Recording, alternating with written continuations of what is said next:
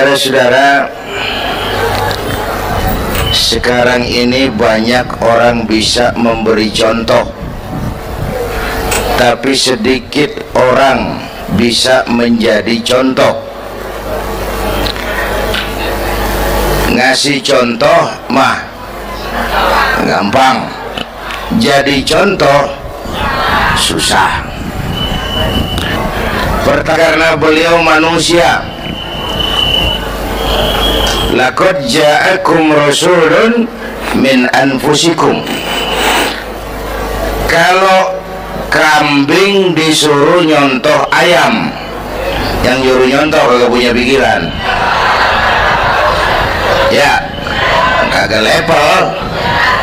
Kambing mah nyontohnya kambing, kebo nyontohnya orang, nyontohnya orang. Makanya Nabi kita orang, bukan malaikat, bukan jin, bukan dewa, manusia.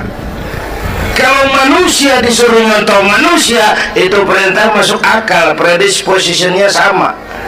Kalau disuruh nyontoh malaikat, mah ribet kan. Malaikat bagaimana nyontohnya, dia mah tidur kagak, makan kagak, sama duit budak, sama perempuan kagak open, lah susah nyontohnya. Ya, Superman tuh biar hebat nggak bisa dicontoh Superman, bagaimana terbangnya? Lagian pakai celana dalam di luar, Bang. Nggak bisa dicontoh Superman, mah. Nabi kita manusia utuh, cuman sungguh pun manusia, kualitasnya beda. Ini namanya basyarun la kal basyari. Manusia memang, tapi jangan samain, bobot bibitnya beda. Contoh, kita nih manusia, kita tidur. Nabi kita manusia, beliau tidur. Tidur Nabi, tidur mata doang, hatinya nggak pernah tidur. Tuh bedanya sama kita tuh. Tidur kita keblek, asal tidur habis-habisan. Lagi, kita manusia, kita keringetan. Nabi kita manusia, keringetan. Keringet Nabi harum wangi, bau minyak kasturi, zaman belum ada parfum. Keringet kita udah rasain aja masing-masing dah, jangan pakai dikubet udah.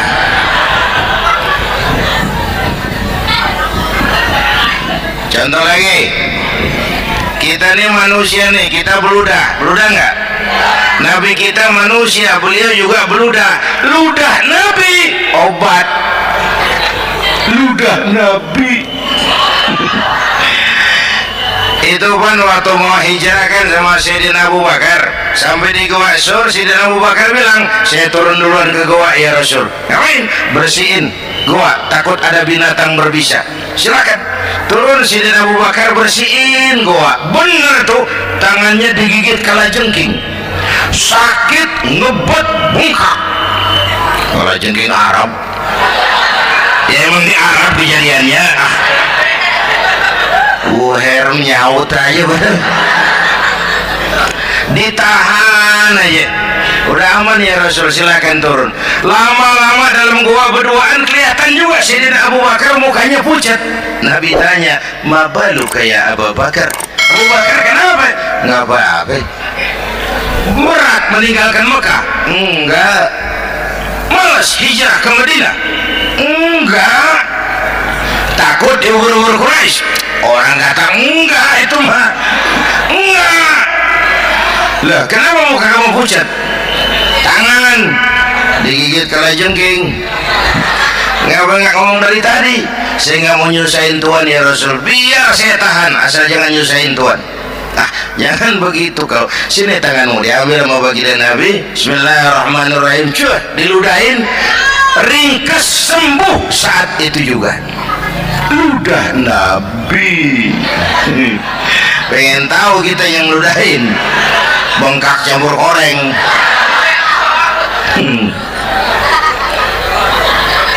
Satu tuh alasannya kenapa Nabi dijadikan contoh, karena manusia. Kalau manusia disuruh nyontoh manusia pasti bisa dong.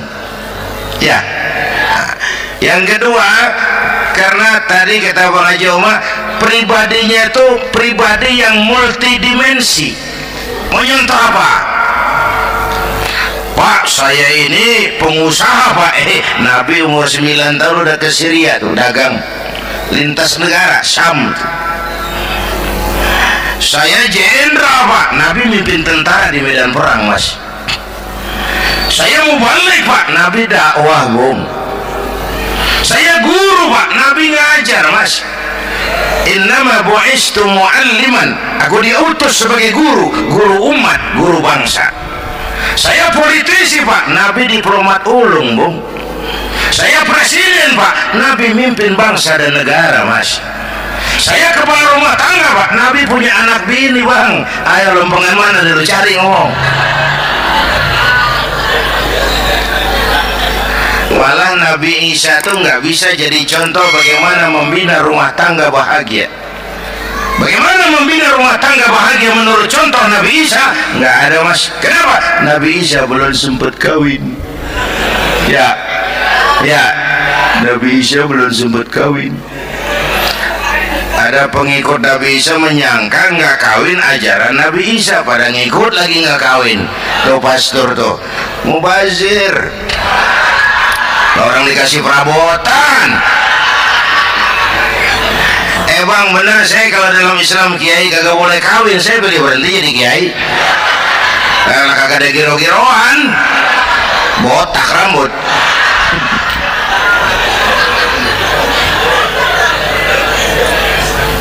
Makanya Bang Haji Omar cerita poligami saya girang banget tadi. Bukan yang ngomong ahlinya soalnya.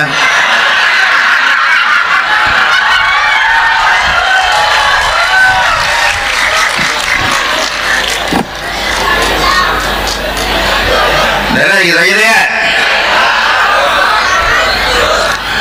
Nah, kata Imam Busayri yang dahsyat, ka'annahu wa huwa fardun fi jalalatihi fi askarin hina talqahu wa fi hasam. Sepertinya kehebatan Rasulullah itu sama, baik sendiri maupun di tengah tentara. Artinya begini, orang hebat banyak, tapi yang hebat di mana-mana susah nyarinya. Baginda Rasul ini lagi duduk hebat, lagi jalan hebat, ada di pasar hebat, lagi di masjid hebat, di medan perang hebat, di depan anak-anak hebat, di mata musuhnya hebat, di depan sahabatnya hebat, di mata istrinya hebat, di mana-mana hebat. Lah susah jadi orang begini Bang. Ya, kita mah hebat juga setempat. Di kantor hebat, sekantor orang diomelin. Di kantor, pulang ke rumah dikeprak sama bininya diem aja. Ini di depan bininya deh kayak hebat dia mah.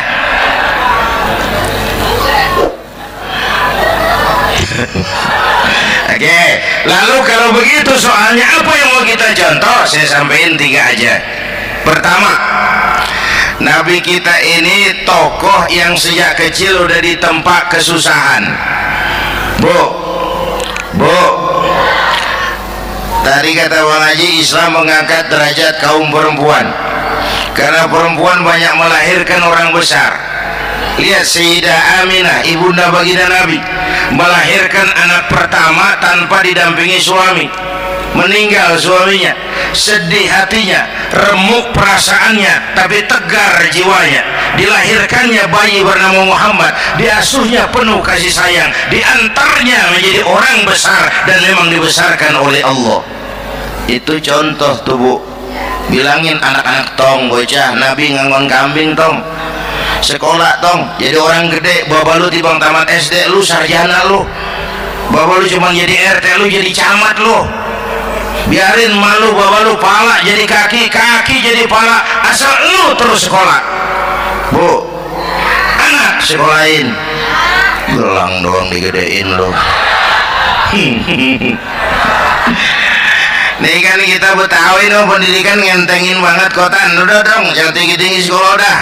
Nggak mau mak, bapak lu kagak sekolah hidup no. Hidup dong, pun jamu monyet juga hidup. Bu, anak sekolahin.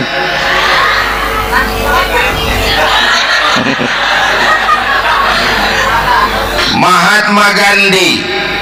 Oh, kecilnya begeng ceking cacingan. Liatim emaknya tuh. Gandhi sekolah nak. Gandhi belajar nak. Gandhi jadi orang besar nak. Kalau perlu belajar ke Inggris, biar Inggris menjajah kita. Gak apa-apa kau sekolah ke Inggris, tapi jangan jadi Inggris nak. Jangan pacaran sama bule, jangan sentuh minuman keras. Gandhi jadi orang besar. Mahatma Gandhi tumbuh karena dorongan emak. Mak, udah yatim. James Watt, Kang Bandrek. Emaknya tuh yang dorong tuh jadi orang besar. Belum lagi perempuan yang jadi besar. Di Indonesia ada Kartini, di Jawa Tengah ada Dewi Sartika, di Jawa Barat Dewi Sartika, di Bengkulu ada Fatmawati Soekarno, sang penjahit bendera merah putih.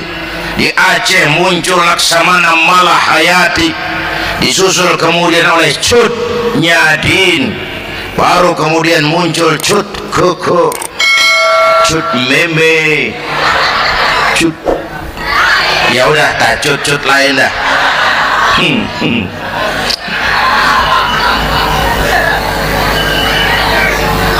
Nabi ke remajanya nggak dikolokin, tegar, tahan bantingan, nggak cengeng. Begini bang, kalau bahasa kita nih, bahasa Betawi nih, orang mau bang kalau udah biasa susah ketemu susah nggak kaget udah. Ya kita Betawi kan mah susah udah nukangin. Susah mulu.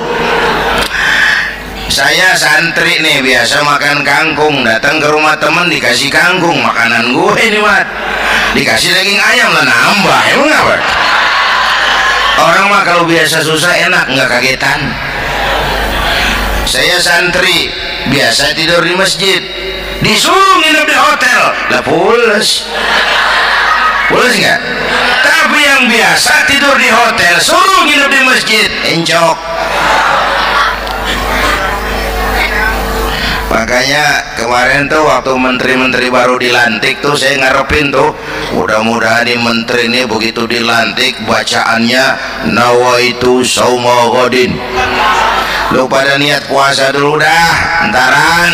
Puasa kan bukan kagak boleh, nunda doang, nunda puasa mah. Tempe boleh maghrib, tahu boleh maghrib, air kelapa boleh maghrib. Lu menteri pada mau naik mobil mewah boleh, ntar kalau ekonomi udah mendingan, rakyat udah pada legaan napasnya. Ya sebab apa? Itu duit buat mobil para menteri kan duit negara. Duit negara kan duit rakyat. Duit rakyat kan duit gue juga, itu ada di situ. Gue bayar pajak. Sayangnya kebanyakan pejabat kita asal dilantik aja bacaannya Allahumma lakasumtu, niat buka puasa. Orang buka puasa kan kemaruk, apa jadi gares ya? Bu, jadi benar Islam mengangkat harkat, derajat, martabat kaum perempuan. Kata Bang Haji Umar tadi, dengar nggak tuh? Waktu Nabi ditanya, ya Rasul, siapa yang paling harus saya taati di dunia? Ibumu. Setelah itu ibumu. Setelah itu ibumu. Setelah itu bapakmu. Ibu 3 kali disebut, bapak coba pikirin, ibu 3, bapak 1 bapak. Ini bagaimana ngitungnya? Jadi kerok begini nih ngitung nih.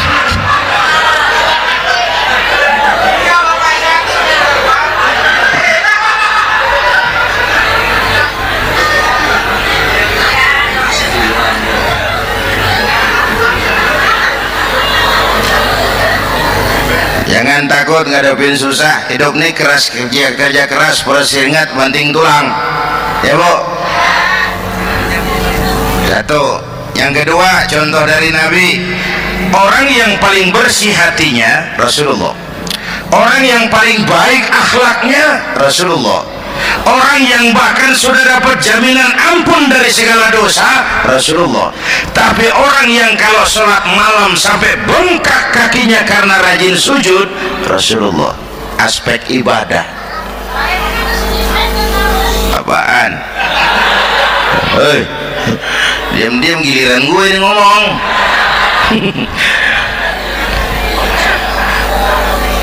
Lo ngomong lagi udah gue pulang.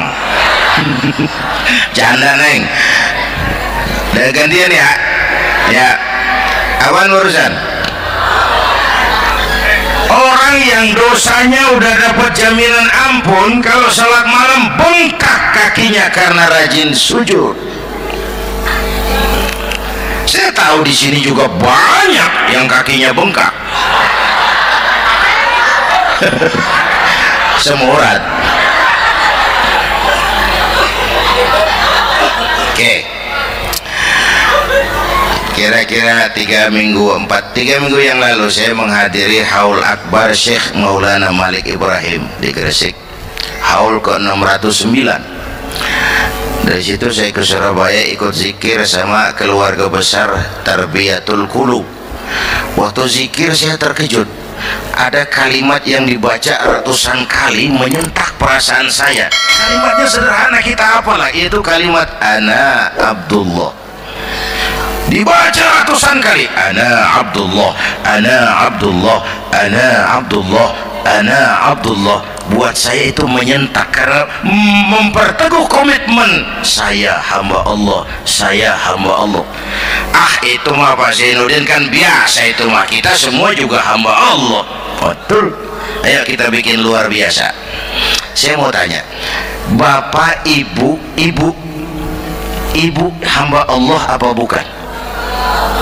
3 orang. Ibu hamba Allah apa bukan? Hamba Allah.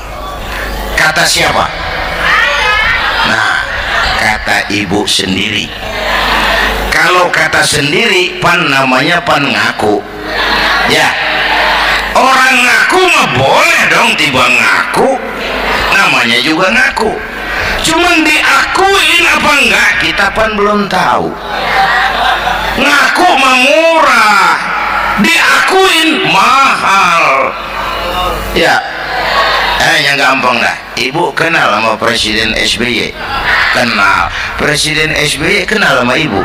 Lo ngaku, lo ngaku.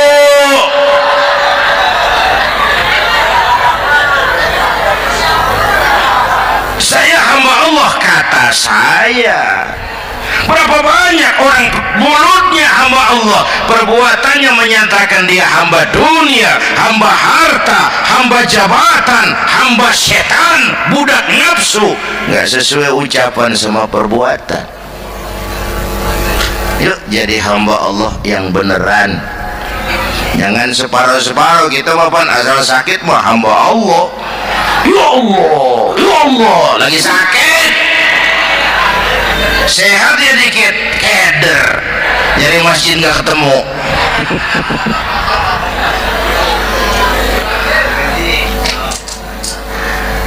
Apalagi kata Bang Haji tadi nih, kita nih kan zaman entertain nih. Orang pada pintar bikin bungkusan sekarang Bang. Ya, abad entertain, orang pada bangun pencitraan. Tadi itu kiai sama dukun tipis bedanya. Dukun pada pasang iklan sekarang, ketik reg. Waduh, sampean lahir hari Selasa, nggak cocok di air. Ono di hutan sono, larung dagang es jadi berhenti, nggak cocok di air.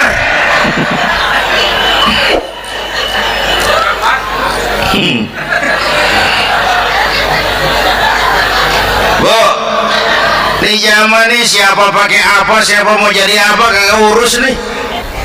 Bapak Ibu hadirin yang saya hormati, dan masyarakat kita ini kayak daun kering. Tahu daun kering?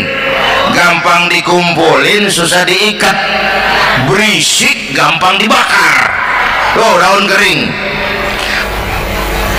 Penyakitnya kutil, kurang teliti, cepat heran, gampang kagum. Cepat heran, gampang kagum. Dulu ada tuh satu hari tabrakan di jalan kenceng, buah, korban jatuh belepotan darah, dikerubungin orang banyak.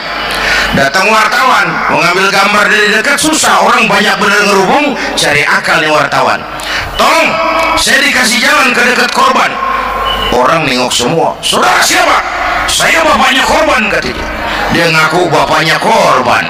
Ya orang minggir semua, minggir, ini ada bapaknya korban.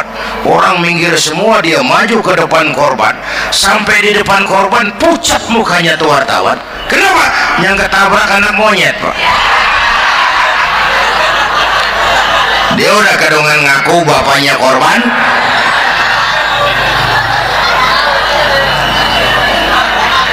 Bu, ini cerita pendek tapi pesannya lumayan nih.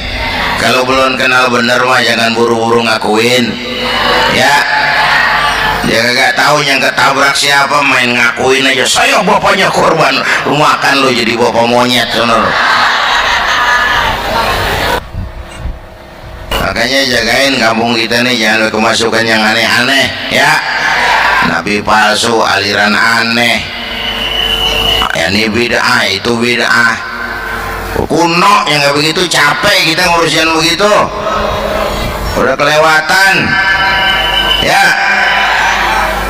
Yang tahlil terusin, yang kagak suka nggak apa-apa, cuman jangan ngomelin yang tahlil. Orang tahlil juga pakai dalil. Yang mabuk masih banyak, yang tahlil diomelin. Kita nih kayak kurang kerjaan, akhirnya rame turu-turu kita. Padahal yang harus kita kembangkan kan rukun antar umat seagama, rukun antar umat beragama, rukun antar umat beragama dengan pemerintah, kata Bang Haji Umar tadi. Rukun antar umat seagama, turu-turu kita muslim nih kudu rukun. Beda pendapat boleh, marahan jangan, ya. Ya, tangan kanan sama tangan kiri juga beda, cuman rukun. Asal kiri gatal nih, kanan kagak diundang nih, boleh datang aja nggak rukin. Nggak ada kiri gatal kanan ngomel, lu garuk aja sendiri. Nggak, dia mah akur, ya Bu.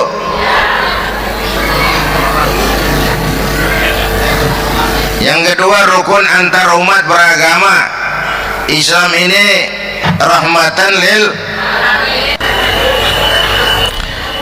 Yang ketiga, rukun antar umat beragama dengan pemerintah. Ini mah kita kan bermasyarakat sama juga sembahyang berjamaah, ada imam, ada makmum, ya. Nih rakyat kalau jadi pemilih yang pintar ke depan, mau milih wali kota kayak gubernur kayak presiden kayak. Sebab apa? Sholat berjamaah kan siapa makmum kagak penting, Bang. Makmum mah siapa aja boleh, ya. Tiba ngikutin dia mah, ngaji dia mah gimana kayak nggak ada bab pemilihan makmum. Nggak usah, makmum mah kagak usah dipilih, siapa aja boleh, ya. Bang, tuh orang budak Bang, boleh jadi makmum. Bacanya kagak fasih, boleh jadi makmum.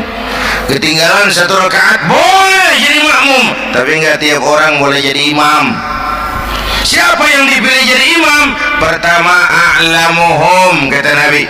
Orang yang paling alim di kampungmu siapa? Angkat jadi imam. Yang paling alim, bukan yang paling tua. Tua juga kalau kejemur kisut.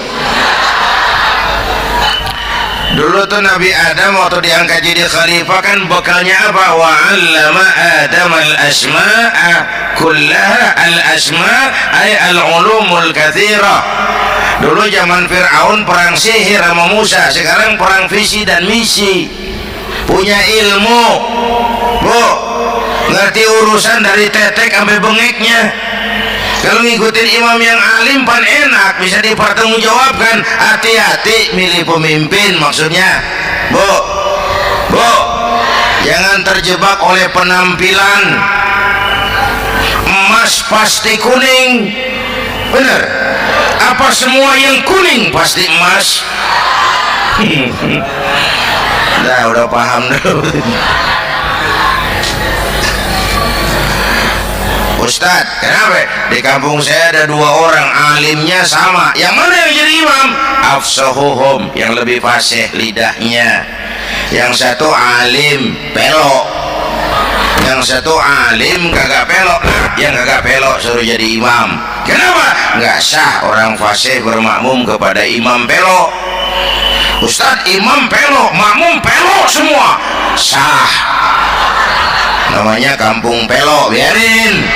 Susah diurusin udah itu. Apa sih artinya fasih? Yang enak deh, nyambung.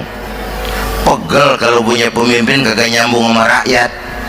Ya, rakyat mau yang ngidul deh ngalor, rakyat mau yang ngulon deh ngetan. Lah kan capek rakyat, kagak nyambung. Makanya kalau jadi imam pesan Nabi, idza amma ahadukumun nas falyukhaffif. Kalau kamu jadi imam, ringankan sholat kamu. Itu makmum nggak sama kekuatannya. Jangan panjang-panjang kalau jadi imam. Kudu tahu keadaan makmum. Tuh makmum ada yang udah tua rentak, diri aja udah gemeter. Ada yang punya darah tinggi, kalau sujud kelamaan palanya ngebet. Ada yang udah janji tuh makmum habis sembahyang mau terima duit. Kalau imam kelamaan, kalau saudara makmum. Ya, nyambung. Jangan udah diangkat jadi imam saenake dewe. Sholat isya berjamaah, rakaat pertama selesai Fatihah Yasin. Makmum ikut mengikut, cuman bari ngancem. Besok gua tawiatin balik lagi udah. Kagak nyambung. Kalau nggak nyambung tuh capek, bu.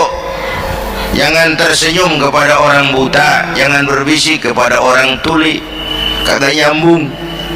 Orang buta diajak senyum, bagus sih maksudnya, cuman kan rada mubazir. Orang ya kagak paham. Cari pemimpin yang nyambung. Kalau memang masyarakatnya suka tahlil, cari pemimpin yang suka tahlil. Rakyatnya suka maulid, cari pemimpin yang suka maulid, supaya nyambung, kagak pegel kita.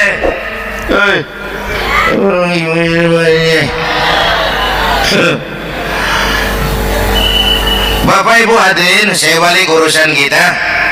Nyontoh Nabi ibadahnya luar biasa. Bu, kita ini perlu Allah. Kita ini perlu Allah. Semua kita perantau di bumi Allah ini. Perantau pasti pulang.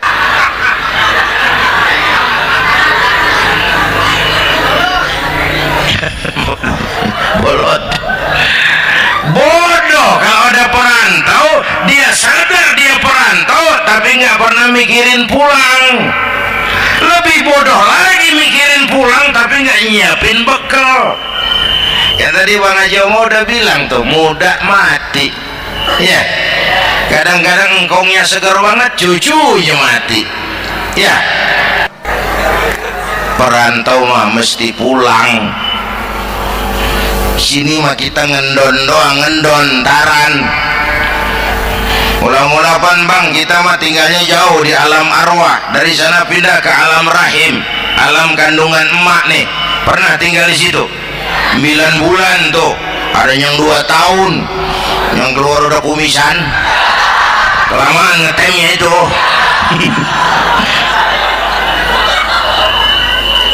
Dari sisi ini oh pantas ibumu, bapakmu, karena alam rahim, fisik dan psikis emak lebih capek dari kita bapak. Kita mah orang laki mah, kita mah bukan investor gitu mah, nanam modal doang.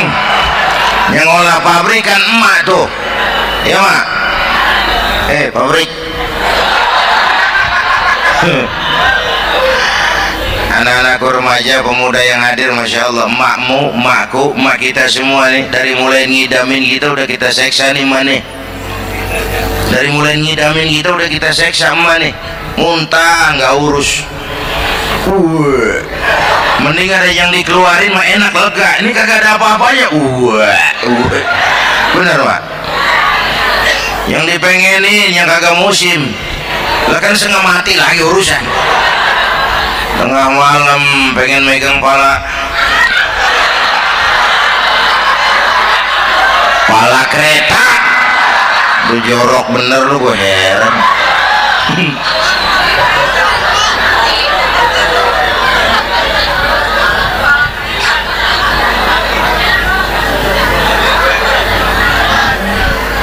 Bapak Ibu hadirin, yang ketiga terakhir, contoh dari baginda Nabi, modal utama perjuangannya adalah akhlak. Memperbaiki akhlak, pakai akhlak. Rasulullah ngajak, bukan ngejek. Rasulullah merangkul, bukan mukul. Rasulullah pakai argumen, bukan pakai sentimen. Tujuannya adalah kebenaran, bukan menang-menangan. Prinsip dakwahnya basyiru wala tunafiru, yassiru wala tu'assiru.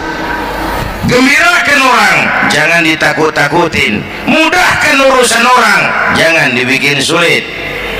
Di masyarakat memang mendingan rakyat rendah berakhlak tinggi daripada pejabat tinggi berakhlak rendah. Dulu tahun 50-an orang kita kalau pergi haji ke Mekah 6 bulan. 6 bulan tuh orang udah pada lupa aja baru pulang. 6 bulan yang ada cuman kapal laut, Mekah Madinah onta. Banyak rampok lagi di gurun pasir Baduy itu. Dulu orang tua kita belajar manasik, kalian belajar silat. Sekarang karena kemudahan kemajuan ilmu menciptakan Boeing memotong waktu 5 bulan, orang pergi haji cukup sebulan. Bapak Ibu hadirin yang saya hormati, oleh karena itu menjaga nilai-nilai akhlak itu penting. Kepada siapa kita harus berakhlak? Pertama, kita harus berakhlak kepada Allah. Bagaimana caranya? Jangan menyekutukannya dengan sesuatu pun. Yang kedua, jangan menyembah kecuali hanya kepadanya. Yang kedua, kita harus berakhlak kepada sesama tadi itu. Yang ketiga, kepada lingkungan. Saya dulu masih zaman ada almarhum kakek saya, engkong. Kampung saya banjir, air masuk ke rumah. Saya teriak, "Kong, banjir Kong!" Engkong saya ketawa, "Biarin, bukan salah air, habis salah lu." "Salah kita bagaimana Kong?" "Lah lu tempat air lu tempatin. Yang punya tempat datang ya kagak ngerti, ini tempat gua ini di sini nggak pada lu, lah banjir." Engkong saya nggak makan bangku sekolahan, tapi wise Pak. Air kan bukan musuh, air kan teman. Teman kan kudu punya tempat. Lalu kalau punya tempat pantas kembali dengan ayam. Banjir. Ya. Dulu saya remaja ngaji babul istinja, Kiai ngajar makro, buang air kecil di tanah berlubang. Saya tanya, kenapa makro Kiai? Pertama, untuk alasan kesehatan. Siapa tahu di lubang yang kamu kencingi ada gas beracun. Kalau tidak Kiai, kalau tidak maka artinya melindungi binatang yang ada di dalam lubang. Siapa tahu di lubang yang kamu kencingin ada semut. Sedang rapat membahas laporan Susno 2Ji. Apa dosanya lalu mati dikencingin? Ini namanya rahmatan li semut. Saya mau bilang alam sekarang tidak seramah dulu karena kita juga nggak ramah sama alam. Bapak Ibu hadirin yang saya hormati, padahal watak Islam rahmatan lil alamin.